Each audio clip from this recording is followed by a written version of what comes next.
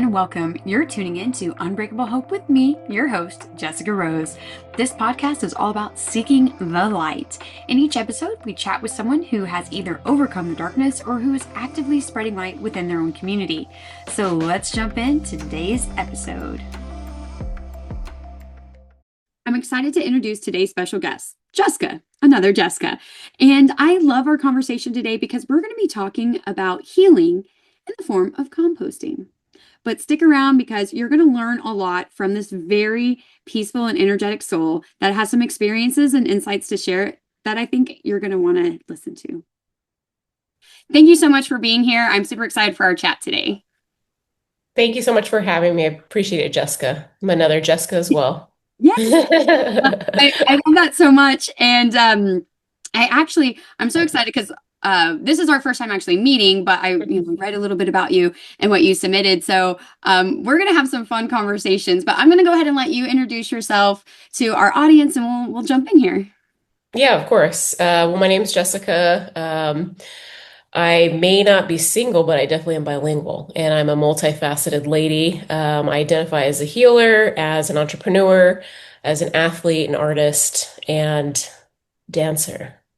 So do several different things, and I'm founder of Eco Cultura and Magnetic Soul Healing, which also harbors the Unsheeted Code. So in the coaching, I specifically focus on catering towards women and guiding women to building themselves up to their higher selves in life in general or after infidelity. And Eco Cultura is an online shop that sells compost bins. So I promote composting and trash reduction. I love that. We like that alone. We already have a lot in common, especially for people who've been following me for a while. Is I too like my hand, and I love all the cookies. Like I want to do all the things all the time. So Mhm. I love meeting somebody else that's like that too. Like I do this, I do this, I do this. I do all kinds of things, and just really joyful in the life that you have. One of the things that really stuck out to me, which I thought was kind of interesting, like you're composting. So a long time ago, for people who follow me on like my personal pages, I used to do recycling educational videos. Mhm. So Oh, when I cool. saw that, I was like, oh, I think this is the first time like this has ever been brought up in any of the guests that I had is composting. But I love the different facets and like how that is important for people. So maybe we can just start there is, how did you get started in that? Why is it important to you? And what kind of impact are you seeing? Those kind of things. Mhm. So I was guided to different things specifically because of life changes. Um, Beginning of right before COVID happened, I ended a 10-year relationship and moved to a different house. And the house that I moved into was a eco-friendly house. It had solar panels, a water reservoir, huge water reservoir, and outdoor shower and gray water, a garden, which I built up, and then a chicken coop, which I built up as well, part of it. But I wasn't aware of, the trash, abundance of trash that we have on this earth before that. And I had some space when COVID happened. I've worked as a registered nurse for almost a decade now, and surprisingly, I wasn't able to work. And it was the first time since I was a child, since I was 4, where I didn't have responsibilities. I didn't have school. I didn't have to work. I've worked since a very young age. And it was the first time that I was alone and I wasn't surrounded by people.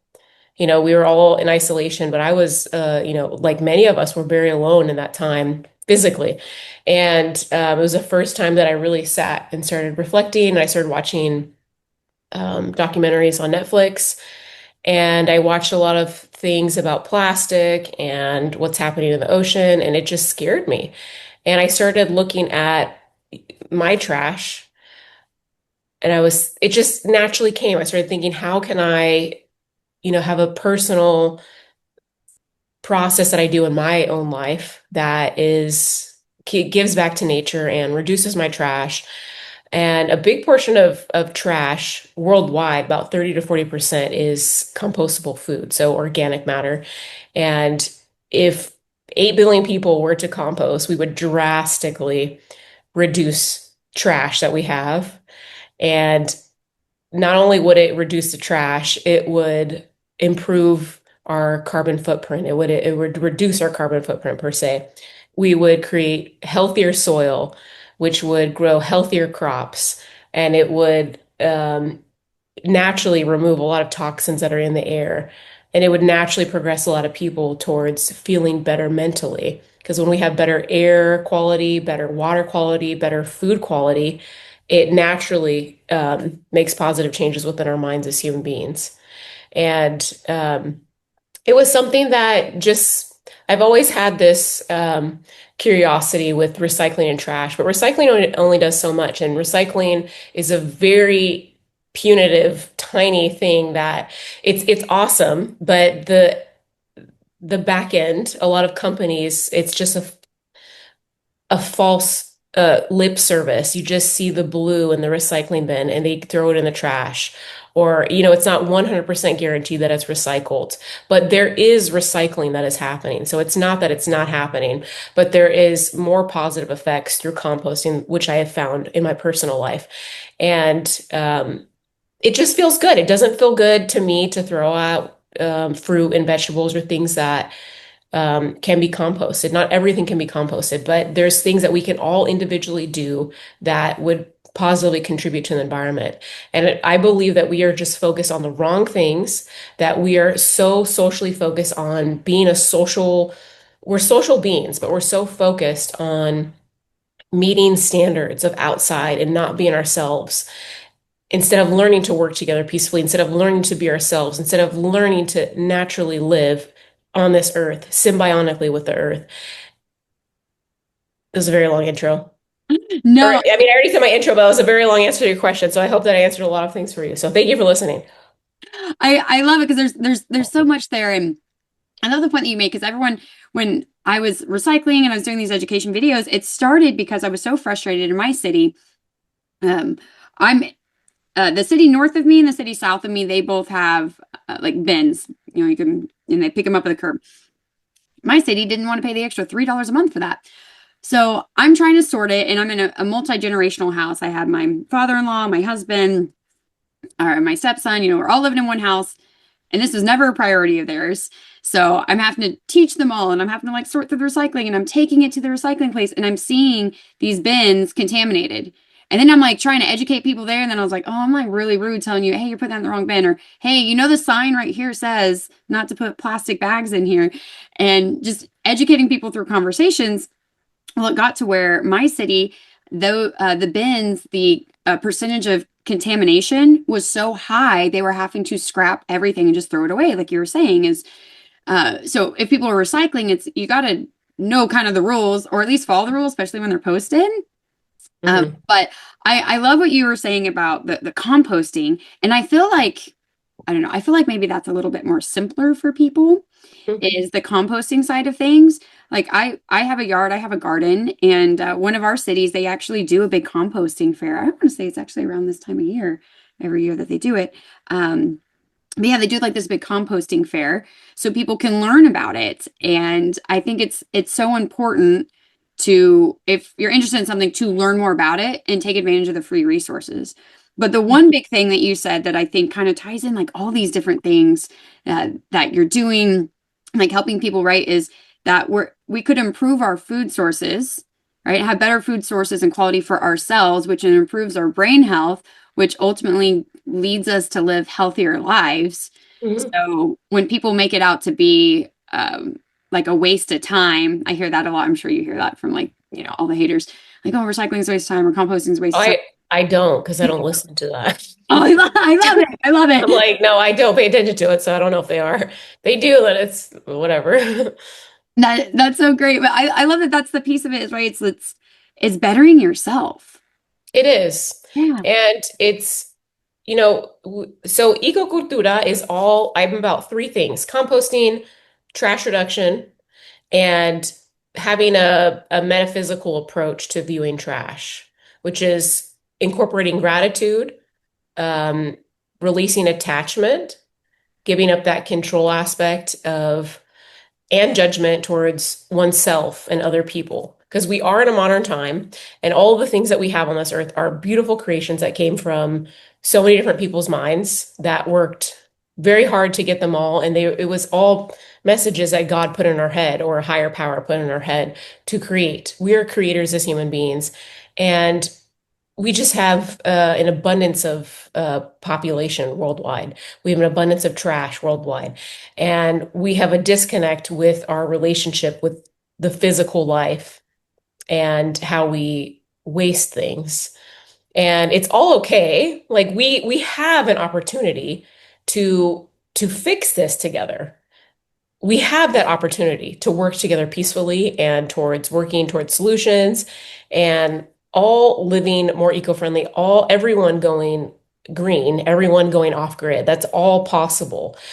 But we're psychosocial beings, very unlikely percentage-wise, unless more people become enlightened in this world, and then naturally things would just happen. But regardless, no matter what, we will be forced by nature, not by any human force, but by nature. And within 100 years, within 100, 150 years, we will be forced, and the population will drastically drop by billions of people. And it's, the biggest thing about it is that we are so comfortable. We are provided with so many luxuries in this time, better than kings and queens, most people. There are a lot of people in this world who suffer. There are a lot of people who, live in poverty and have, inhumane conditions that they're in, for sure. But most people in the world live very comfortably and have an opportunity to be happy. And that's the key to life, is to enjoy life and to be happy. And most people in this world are miserable. And it doesn't, like, that does not equate having all of these materialistic things and then being so miserable, because people don't get it. It's not about the materialistic things. It's not about the outside that's gonna give us what it is. It comforts us, yes. And I'm not saying to not enjoy it or not to get materialistic things. We shall get all the materialistic things that we want, and we should ravish it and enjoy it. Like, be crazy about it, like be in so much joy, but we're not. We're miserable, so pissed all the time. And I'm speaking from my own personal perspective of being that way, of being ungrateful and not having gratitude and appreciation and showing grace for all of these creations that we get to experience.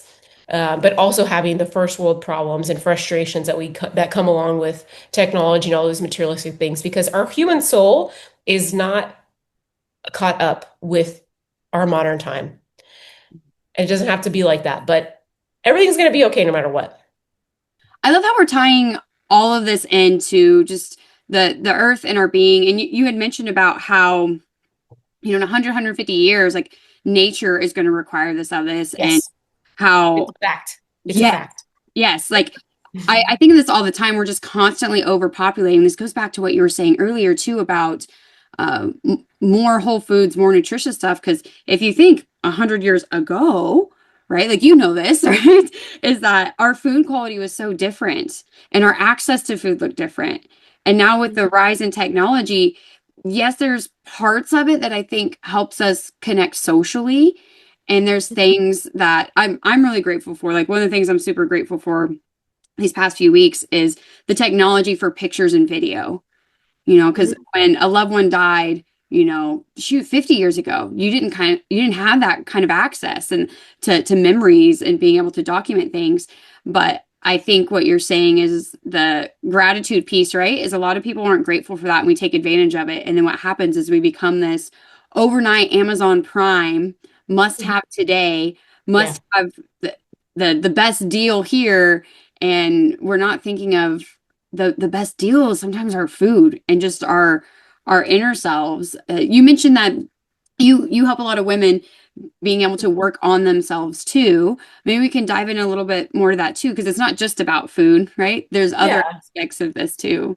Yeah. Well, I guide them. It's, we all are our own healers, and but we have other people that can guide us. I've been guided by many people that have gratefully have brought me to who I am and where I am today in life. And yeah, I mean, I do help specifically women or femme identifying individuals in life for life coaching. And then I have a separate automated course that offers a community group and an 8-week course that I always suggest to do over 12 to 16 weeks. because it takes time to heal. And a lot of our understanding is to rush to the healing, but it's about the experience and the process and the understandings or the understandings that we get as human beings through that process, because all life experiences that we get is natural. And that may be hard for a lot of people to hear or understand, because there's so many people see so many things as tragedies, and it really isn't. It's we're on an earth that is spinning so fast. We're contained by gravity. We have a ground to walk on, and we have all kinds of things around us that can fall. We have trees that can fall. We have objects that can break and things that can explode. And it's not unnatural for disasters to happen. And it's our perception for how we take it that is what is causing us harm. It's not the actual event. There's painful experiences in life, of course. But my approach is to, introduce holistic and metaphysical concepts to ease the mind, because we have different layers within our mind psychologically that is like an onion. Shrek, he's like, I'm an ogre, like an onion. I have deep layers. I that was a terrible impersonation of Shrek. But we all are like a Shrek.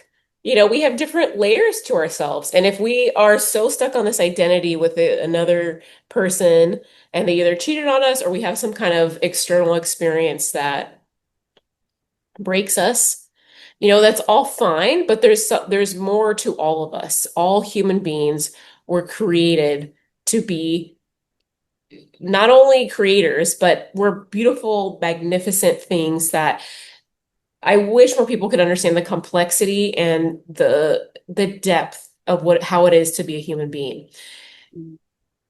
I am so grateful for my career in medicine, and all of the experiences that I've had. I've seen a lot of things. I personally have been through a lot of my own physical traumas, and I've cared for thousands of people with a variety of diseases and illnesses and injuries, and it's has taught me a level of compassion for other people and for myself, and understanding just how good life is.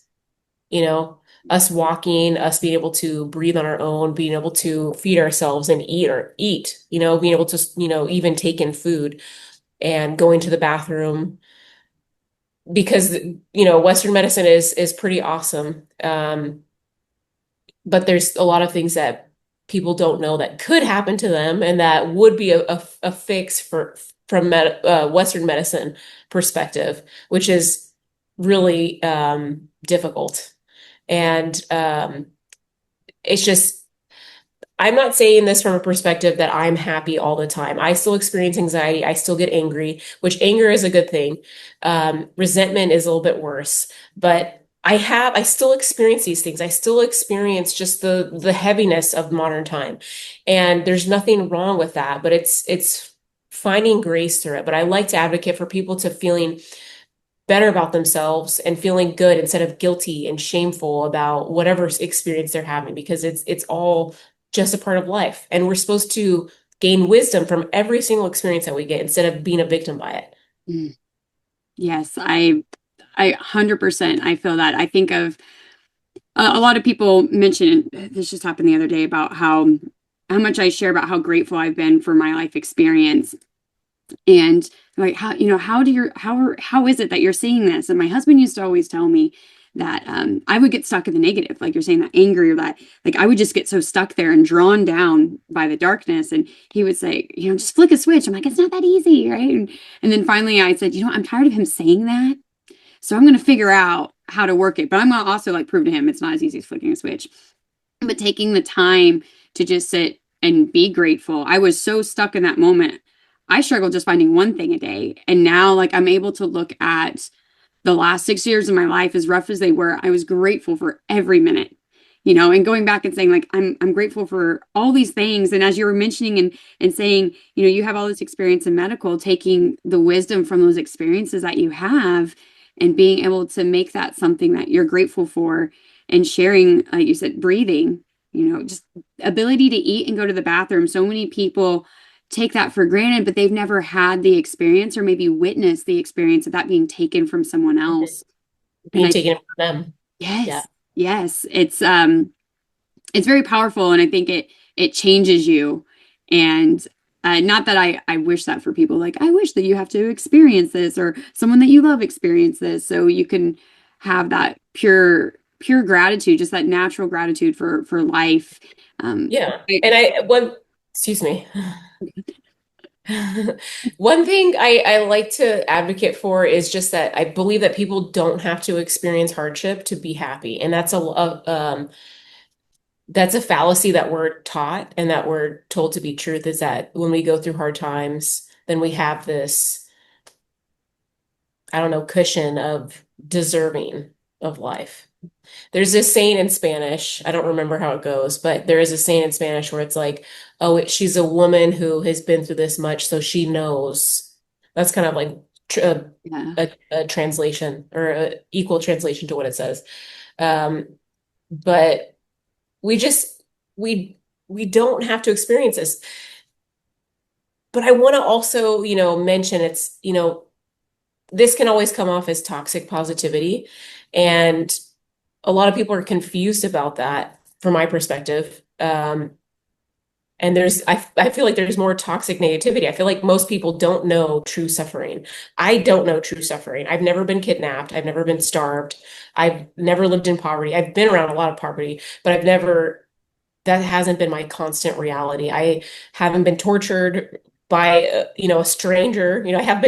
I've had my own experiences in my family, but, we all experience a different perspective and a different life. So it's how we take that perspective that we're seeing.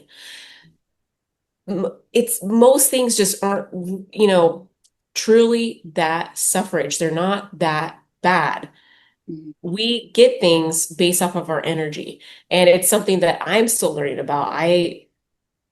There's things that kind of make me question. I'm just like, why did that happen? And I always look at myself. I always self-reflect a lot and see how I can take responsibility for the way that I feel. And responsibility is a solution to so many things. Not taking things personal and being responsible for our own emotions. Mhm. And we're psychological human beings. So we have this psychological need, but we're in a sick society worldwide that makes our psychology jacked up. And it's all part of the process. It doesn't make sense, but it's all part of the process. We chose to be here as human beings, and we're all here for a good time and not a long time. Our lives are very short as human beings. Physical lives are very short, but we're all eternal beings. Yeah, my husband would always say that you're guaranteed two things: to be born and to die. So Physically. yes, it's Yeah. everything in between.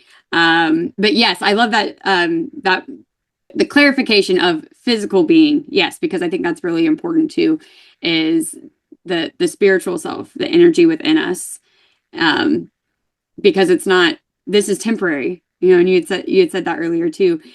It's what we do. I was listening to a podcast the other day, or an audiobook, and it was talking about what your soul wants to learn from this life cycle. And I thought that was really powerful because, we're I've always viewed it that way. Like, I've always been like a knowledge driven person. Like, I want to learn things, and I want to put good out into the world. And how can we make the world a better place? How can we grow as ourselves, but then grow our communities around us? Mhm. So being The able to, world is the world already is a good place. There's a lot more good in this world than bad. And there are treacherous things that happen at the hands of human beings, terrible things that we as human beings shall not experience. Children, like men and women, like any human being, we put each other through so much crap that is unnecessary. And I've always had a strange tie to people that are either trafficked or tortured since I was a kid, which is strange and it still is kind of confusing to me. Um, but I always look back at the karmic cycle and I'm thinking maybe I was, severely, tortured in a past life or something, or I was a torturer in my past life. And I believe in the karmic cycle. Um, in this current life, that's not my reality, thank goodness. But I still have, I, I still experience something, that drives me to want to, um, do things for those kinds of humans that have experienced that kind of stuff, even though I'm not very much involved in, you know, I don't know what to do. I don't know how I can help these people. I don't know how I can contribute, but I donate to I think it's called Safe House Project, and it provides housing for adults and children that have been trafficked. Um, it just helps provide them a safe, holistic space to heal before that they go off to a next step. But it provides safety from those traffickers and stuff. So, but that's just my own, personal thing that I focus on. Um, it's very important that we are kind to each other and that we are ourselves. The biggest things in life is to be our authentic selves, but also kind. And this life is just so precious. I wish more people could understand the depth again of what it is to be a human being. And I would have not known this if I didn't have a career in medicine as a nurse in Western medicine.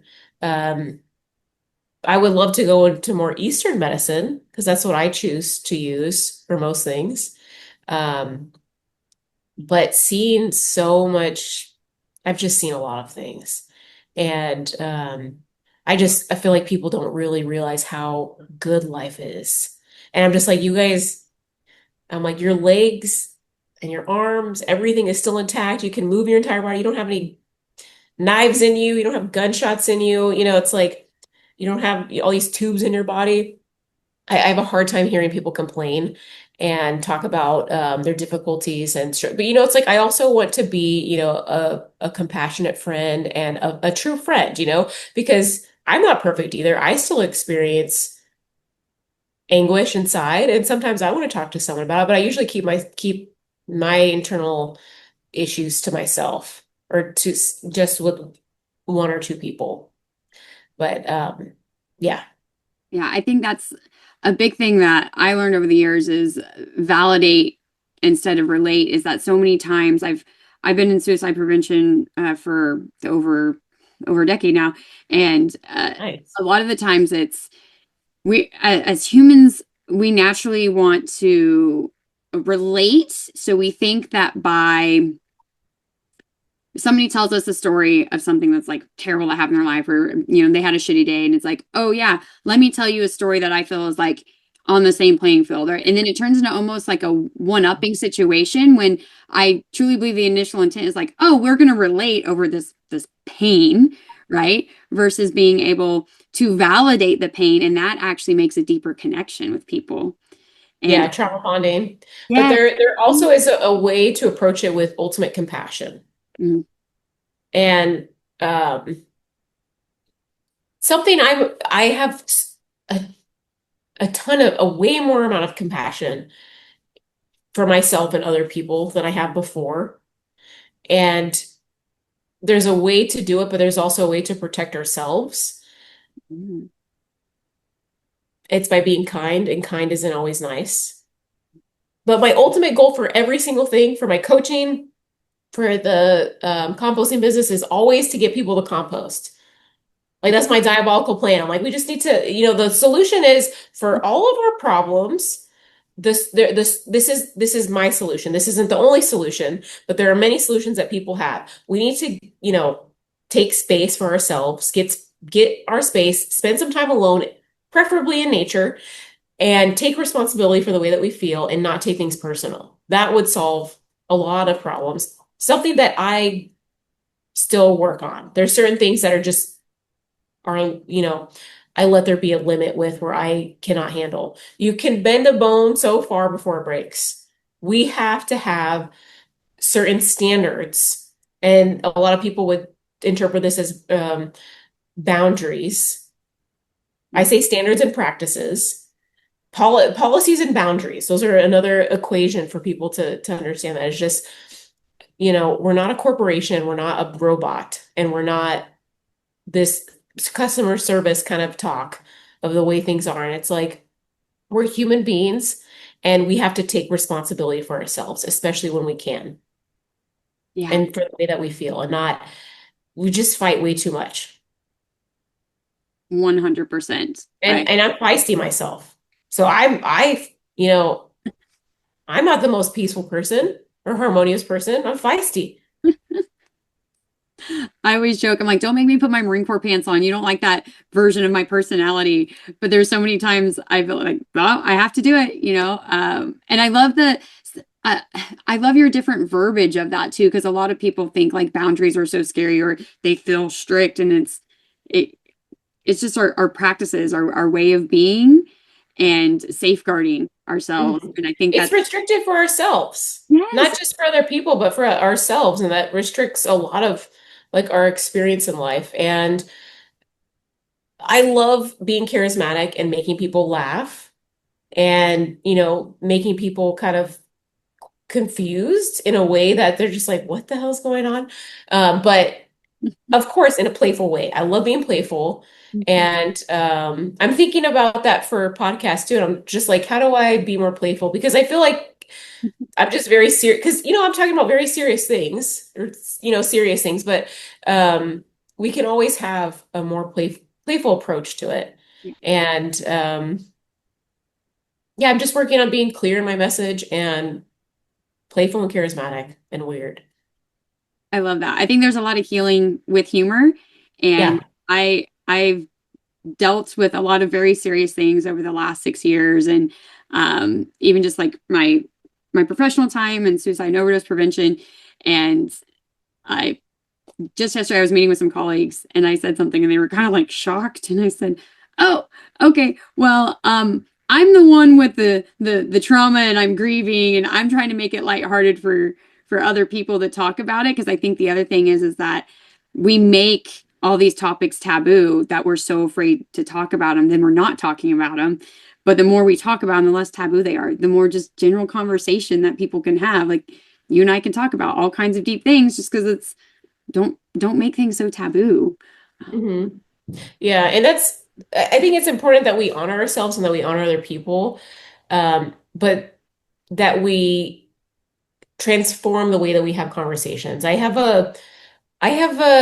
social experience is different, and which is, all of our social experiences are our own, Um, but I've had change a lot of changes in my life, no, which is normal. And socially, it's a little bit more, it's harder for me now to being psychologically stable around people. I am psychologically stable, but I have a hard time being satisfied with my social experiences. That's what I'm meaning to say. I keep myself together. I'm a very contained person, but flexible, of course. I don't want to seem rigid, but I just have, like the way that we have conversations and just like, how are you? What's going on? It's just like, where are you from? Oh, you do this, and it's like, this is boring. Why can't we? I was looking at my dog's play, and I told you my dog had puppies, and I just see them playing, and I'm like, what if humans played like that? We're all just like, just all over. I mean, it'd be weird, but I'm not saying that. But if we could have that much freedom like we did as children and still play like that, because as children, we're not like all about talking and all these like, then, like, oh, I'm doing this, and then, like, we're just the point of life is enjoying life. And, you know, I am so grateful that I get to experience more joy. Some days are a lot easier than others. Um, just gotta we gotta lighten up a little bit, including myself. Yeah, definitely. I think that that also ties back into what we were saying, like with technology. And I'm typically not on social media. Like I have my business social media, I post out there. I don't typically get on it because when I get on it, it's like, oh, if I just want to scroll for like a minute, it's negative after negative after negative after, and I'm like, whoop, nope, okay. That's It's important to curate your social media to so you don't see that. Like I don't spend very much time on social media anymore, thank goodness. But sometimes there are some times where I will um, watch YouTube videos, but I don't scroll. I'll just watch like an entire length of a video or a short, and also on Instagram too. But I've curated my feed to be just positive messages, which is so nice. And of course, there are negative things that trickle in, and that is for sure. And that's why I spend less time on online because I can't handle that. I can't. Well, it's like, why are we showing more pain? I mm, know those things are happening. Those things are happening in this world, and I'm not saying to ignore it. But it's like, why are we going to go traumatize more people with more crap? Like, I don't want to see specific things, but it's like that has to be brought to light. There's a lot of abuse that we have put each other through as humanity mm, that has been swept under a rug and it's coming out now. I don't have the space to see that or hear that. I've already seen a lot as working as an ICU nurse and ER. I've seen a lot of things that most people don't experience in this life. And I'm grateful for them, but I can't um I'm at a threshold of seeing the abuses that we do to each other. yeah, yeah, for sure. Oh, I feel like we could talk for days. And you just have so much a great insight and a piece about you. And I'm sure you probably hear that from a lot of people around you is when Maybe. when you spend a lot of time looking inward and healing yourself, and then you find that joy, like what you're talking about. But like I said, I feel like we could talk for days, and I definitely want to make sure to give you an opportunity if there's something that we missed or you have some final thoughts or want to recap. You've made some amazing points over the past hour. No, I mean I always say it a lot and in a dense way, which I'm working on being clearer and shorter Maybe for the we can people. work on that together because I'm long-winded. Just so, because it's like, we're psychological human beings. We have like those layers I was talking about. We can break through those layers, but I don't have the ability, it's not my responsibility for how that happens for other people. But we could get down to people at an easier, quicker way with the clear, shorter message. Yeah, I have a lot of things to say and working on my message about being clear and short. That's all. But thank you so much for having me on. I really appreciate it. Yeah, thank you so much for being here. And I'll have all of your links below so people will be able to connect with you on many different levels that Yeah. you provide to this world. So thank you for your time and your insights, and I appreciate Thank you. you so much. I appreciate it. Thank you, listeners, for tuning in. If you found this episode inspiring, please share it with someone you never know who needs more light in their life. May this serve as a reminder that there's always darkness in the world. Do not let it consume you. Always seek the light. Please take a moment to do the good old subscribe, rate, and review. Your support means so much to me, and it helps me spread more light and love. Until next time, be kind, be loving, be human, and don't ever let anyone steal your hope.